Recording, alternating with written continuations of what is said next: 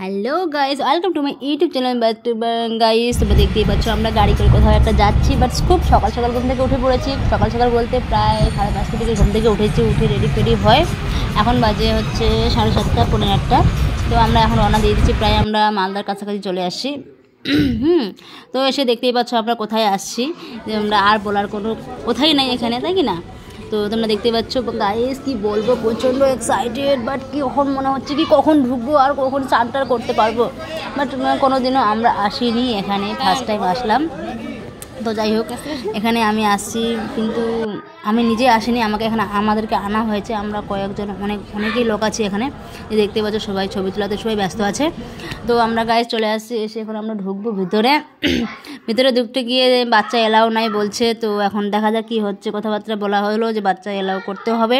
তো আমরা আগেই বলেছিলাম বাচ্চা ছাড়া আমরা যেতে পারবো না, যেহেতু আমাদের বাচ্চা আছে। আর দেখতে পাচ্ছ এটা হচ্ছে টিকিট কাউন্টার, এখানে টিকিট কাটা হয়। তো কত করে কি আমার জানা নাই, আমি এখনও শুনিও নি। বাট গাইস, আমি আগে ঢুকে পড়ি, তারপরে কথা বলছি।